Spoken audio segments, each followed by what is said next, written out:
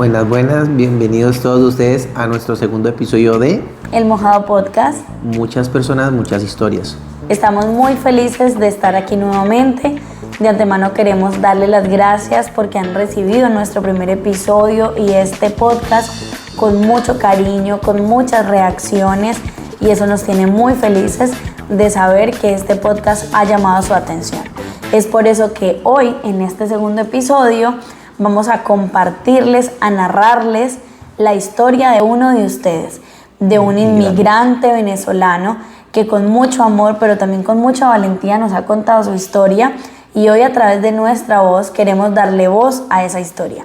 Queremos que se pongan en los zapatos de esta persona y vivan este viaje con nosotros. Así que vamos a empezar. Y esta historia inicia así. Un joven venezolano que es de Ciudad Bolívar, él viaja desde esta ciudad hasta Caracas, ¿sí? Sí. Después de Caracas ya se mueve a San Cristóbal y finalmente llega a Cúcuta.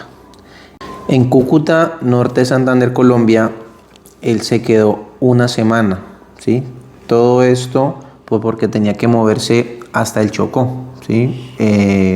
Pues estuvo ahí una semana porque la persona que los estaba guiando les dijo que había unos problemas pues como meteorológicos, entonces que de alta mar estaba como muy fuerte el mar, entonces no se podían mover. Cuando ya todo esto pasó, cesó, entonces salieron hasta Necoclí, allá llegaron y de Necoclí pasaron a Acandit, que también es Chocó, pero eso ya es frontera con Panamá. Ese recorrido se hace en lancha. Sí, exactamente, es en lancha, eso se hace en lancha. Y es aquí donde inicia la historia de cómo logra cruzar esta inhóspita selva llamada la Selva del Darién, que para muchos se convirtió en una ruta, en una trayectoria para lograr llegar hasta Norteamérica, pero todos sabemos que es uno incluso de las selvas, de los lugares más peligrosos del mundo. Complejo. Por la densidad de la selva, por el clima, por la cantidad de animales, porque como bien lo dice su nombre, es una selva, no es una ruta. Entonces nos comparte que duró en esta travesía de la Selva del Darién 9 días para lograr salir de la selva, en los cuales logra atravesar unos campamentos que van alcanzando. Él nos hace mucho énfasis en que todo el recorrido lo hizo solo, él viajó solo, sin esposa, sin familia. Obviamente en el camino pues se encontraban muchísimas familias, personas que también viajaban solas, grupos de personas a los cuales pues se volvían como parte del grupo de viaje, ¿no? Nos narra también que había familia, barro, lluvia, mucha angustia, mucha gente llorando, pero que lo que tocaba hacer era continuar. Que de las cosas más asombrosas que tuvo que vivir o ver fue que encontró 5 cuerpos en el camino, cuerpos de personas que murieron tratando de cumplir ese sueño o de pasar esta selva. Es impresionante uno caminar tanto tiempo y pasar por tantas partes, y digo que también debe ser frustrante que uno estar caminando y ver personas que necesitan ayuda, pues como dice él ahí en la historia, ver personas muertas y uno no poder, digamos, ayudar de la forma que uno quisiera, porque pues en sí el destino es llegar donde se quiere llegar, ¿no? Y si no se cumple o no se hace lo que la persona con la que va viajando se hace, pues básicamente lo dejan botado a uno. Entonces, ¿te puede costar la vida? Básicamente sí. Eso puede la vida o la muerte. Las personas que hacen este recorrido son pues valientes, son muy valientes por lo mismo, porque se corren muchos riesgos, y pues se juega uno la vida básicamente. Aunque bueno, él venía solo, hay personas que vienen con familia, se viene con todo el núcleo familiar, entonces es bien complejo. Eso a mí me aterra, hablemoslo así, me aterra. Y no solamente a nosotros, amor. Las estadísticas que hablan o que uno puede investigar acerca del Darién nos hablan que solo en el mes de junio del 2024, del año pasado, pasaron aproximadamente 180.000 personas por el Darién. Y en el 2024, en el año como tal, más de 800.000 personas tomaron la Selva del Darién como la ruta para poder llegar a Panamá y a su vez a Norteamérica. Entonces, imagínate cuántas historias hay por contar, cuántas personas han vivido N cantidad de situaciones, probablemente todas no buenas, en su gran mayoría malas, y sin embargo logran continuar con ese anhelo, con ese deseo o esa esperanza de que van a tener una vida mejor después de esta travesía. Entonces, él nos cuenta también que cierto día, faltando ya un día y medio para salir de la selva, está sentado almorzando, destapa una lata de atún con unas galletas y en ese momento hace como match con un equipo de indígenas que también estaban pasando por esta selva, porque pasan de distintas nacionalidades, ¿no? De toda clase. De todos los países, y en su gran mayoría, sí, la estadística nombra que entre un 60 a un 80% de las personas que cruzan esta selva son de nacionalidad venezolana. Esto pues para nadie es un secreto, todos sabemos la problemática de su país, la inseguridad, pero también la cantidad de requisitos, papeles, visas que les exigen para poder entrar a cualquier país. Entonces, por eso es la ruta alternativa para la mayoría de ellos. Entonces, pero también muchos colombianos, muchos ecuatorianos y muchos de muchas nacionalidades, pero él se encuentra en el camino con un grupo de indígenas, con los cuales comparte su almuerzo y dice que con ellos termina esta ruta del día y medio que falta por terminar.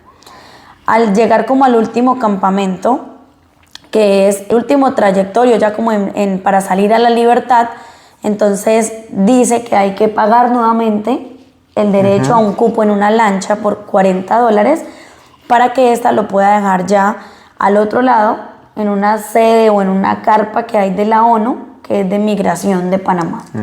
Bueno, ya estando en Panamá, pues la idea es seguir recorrido. Ya le toca atravesar 5 países que son Costa Rica, Nicaragua, Honduras, Guatemala y pues obviamente para poder llegar a México. Él nos relata que él fue también muy afortunado en ese sentido porque en el transcurso de cada país o el recorrido que iba haciendo encontró buenas personas, ¿sí? Él siempre también nos menciona que él venía solo, pero pues que Dios lo acompañaba, digamos, no familia, no nada, pero siempre un Dios acompañándolo, ¿sí? Entonces, también nos recalca mucho, esa parte fue muy tranquila. Hay algo que nos han dicho y en comentarios y hemos leído, resulta que la selva del Darién, todo el mundo dice que pues, es muy difícil, es impresionante, o sea, se pasan muchas necesidades para poderla atravesar. Pero él me dice que el mayor reto en este viaje fue pues, llegar a México. Llegar a México porque cuando llegan a México, ahí pues lo secuestran 2 veces, ¿sí? La primera vez, él nos cuenta que lo secuestraron y lo tuvieron durante 15 días. Lo tuvieron durante 15 días y les exigieron dinero, pues obviamente de alguna forma lo pudieron hacer. Pero resulta que saliendo de ahí, más o menos como a los 20 días, vuelven y lo secuestran. Pero el segundo secuestro fue pues más traumático porque le golpearon, le quemaron, o sea, mucho maltrato. Mucho maltrato, exactamente, demasiado maltrato. Entonces, esa parte, pues, lo dejó bastante afectado. Entonces, pues, le reitero lo que nos dicen. Es más fácil pasar por el Darién que pasar por México. Porque en México ya se encuentran personas que no son tan buenas personas. Entonces, pues les hacen una cantidad de cosas que ellos no se imaginan. Ellos pensando que ya estando cerca de Estados Unidos, pues todo iba a ser más fácil, pero desafortunadamente no fue así. Exacto, esta es la historia para él, ¿no? Para todos puede ser un contexto diferente, pero en esta historia en particular él lo relata que México fue el país que más cosas vivió a nivel emocional, físico, donde tuvo todos los retos. Bueno, nosotros le preguntábamos que el por qué unos días de secuestros tan largos, ¿no? Y cabe aclarar, y es lógico pensar que son muchos días porque pues cuando usted está huyendo de su país por X o Y razón, cuando usted está en una travesía de emigrar, pues usted no anda con el dinero en el bolso esperando a ver qué situación sucede, ¿no? Normalmente se viaja muy limitado de dinero y todos estos días contaban, ¿cierto? Pasándola mal, teniendo estas malas historias de que los le quemaban, le pegaban, porque eran los días que tardaban en reunir el dinero para poder pagar por su libertad. Afortunadamente logra hacerlo, le dan su libertad a él y a muchas personas porque no estaba secuestrado solo, Sí. estaba muchas más personas. Y bueno, finalmente nos relata que para el 6 de enero logra llegar a Tijuana, que era como ya ver esa banderita, esa luz al final del túnel de sentir que ya estaba cada vez más cerca. Nos dice también que se sentía que ya cada paso que daba era un paso, 1 kilómetro más lejos de todo lo que también estaba viviendo mal en su país. Entonces era como esa esperanza, como esa, lo voy a lograr. Entonces, sobre las 11 de la mañana emprende una caminata de aproximadamente 25 minutos, pero son 25 minutos bajo el sol de Tijuana, las condiciones climáticas del desierto, para caminar hasta llegar a un punto de migración norteamericano, donde lo que llamamos entregarse a la policía norteamericana, ¿cierto?, en busca de solicitar ese asilo político, social, bueno, no sé la causa, la razón. En este podcast no vamos a tocar ese tema de las razones por las cuales la gente emigra, porque sentimos que hace parte de su privacidad y porque también de ahí detrás de todo esto un tema judicial con abogados muchas cosas que no nos se competen deben a tocar. nosotros. Es allí cuando por fin logra tener un alivio, sentir paz, tranquilidad, porque incluso sabiendo que podía ser deportado, Sí, claro. porque el hecho de llegar no le garantizaba que ya iba a estar tranquilo en este país, porque cabe la posibilidad de que sea deportado y que todo lo que vivió de repente se quede en vano, pero ya sentía un alivio de sentir, llegué a un nuevo país, llegué a un lugar donde voy a estar más tranquilo, donde voy a tener seguridad, donde voy a poder empezar a construir una nueva vida. Y es así que afortunadamente no fue deportado a su país de regreso y ya vive aquí en Estados Unidos. Actualmente vive en Denver, Colorado. Un mes llevo. Lleva un mes de estar en este país. Llegar a este país no es cosa fácil tampoco. Al igual que todo lo que tuvo que vivir aquí, también va a empezar a enfrentar un montón de situaciones que por cultura, que por sociedad también no estamos acostumbrados, pero que es el reto que hay que asumir a partir de ahora. Voy a leerles lo que textualmente él nos escribe para finalizar esta historia. Y nos dice: actualmente me encuentro viviendo en Denver, Colorado, viviendo un día a la vez, soñando en grande y haciendo las cosas de la mejor manera. Solo quiero una oportunidad para salir adelante. Y así concluimos esta historia, pero no sin antes dar a conocer o resaltar cosas que captan nuestra atención de todo esto, y es un llamado a la empatía, el derecho a una segunda oportunidad o a una tercera, cuarta, las que la vida pida o sea necesario. La gente pues merece vivir cosas mejores. Totalmente de Todo acuerdo. el mundo pues no tiene, digamos, la misma oportunidad, o las cosas no le salen de la forma que quisieran. Entonces pues una opción es esa, emigrar y buscar oportunidades, porque vuelvo y lo reitero, es de valientes hacerlo. Totalmente. No es porque le dio miedo, no quiso, bueno, no sé en el país que está, pero la gente busca oportunidades y ve en este país como una buena oportunidad. Sí, migrar no es un paseo. No. Migrar conlleva una gran responsabilidad, gran esfuerzo, grandes sacrificios, y eso es lo que nosotros queremos resaltar a través de este podcast. Esa valentía, no esa cobardía de dejarlo todo atrás, sino esa valentía de, incluso con miedo a hacerlo, de que sin saber qué va a pasar más adelante, encuentras lo mejor de ti, tu mejor versión para sobresalir ante esa situación. De repente, y no todos los días andamos en medio del barro, en medio de la lluvia, y sacas fuerza de donde no tienes para seguir adelante. Y hay que hacer que valga, porque la verdad vale la pena.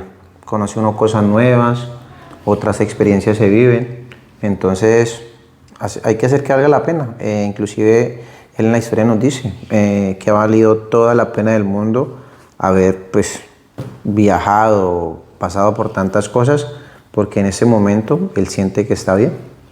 La seguridad no tiene precio. Yo soy de las que pienso que hay que estar donde te sientas bien, donde haya tranquilidad, y pues vida solo hay una y hay que vivirla buscando siempre lo mejor para nosotros y para los nuestros. Es por eso que prestamos nuestra voz para contar esta historia, porque como migrantes sabemos lo que significa vivir todos estos procesos. Queremos resaltar y reconocer públicamente que son muy valientes, que vale toda la pena, que no hay persona más fuerte que la que decide hacer un cambio para mejorar su vida. Sea la razón por la que sea que haya migrado o que haya dejado su país atrás, porque cuesta mucho, cuesta demasiado. De hecho, nunca se rompen esos lazos, ¿no? Las raíces siempre están ahí, pero cuesta un montón adaptar tu nueva vida a un lugar que no es tuyo, pero que te abren las puertas para que puedas llegar a de verdad hacer que valga la pena y que puedas tener una vida más próspera. Entonces, de esta manera culminamos este segundo episodio. Esperamos a ustedes les guste tanto como nos gustó a nosotros, porque nos llena de mucho orgullo poder compartir a través de este canal su historia, su voz. No dejen de enviarnos, por favor, sus historias. Queremos leerlas y poderlas contar todas, y que a través de ellos pues también ustedes puedan compartirle a sus familiares, amigos, para que todos reconozcan también en ustedes esa valentía que hay muy dentro de cada uno. Que sepan lo que ustedes vivieron, que no se quede solo con ustedes. Vamos a seguir contando este tipo de historias. Es lo que queremos hacer, es lo que queremos mostrar. Entonces lo vamos a seguir haciendo. Como les dijo Dani, pues esperamos que haya sido de todo el gusto, y pues próximamente nos volveremos a ver, si Dios lo permite. Así es, en un próximo episodio de El Mojado Podcast.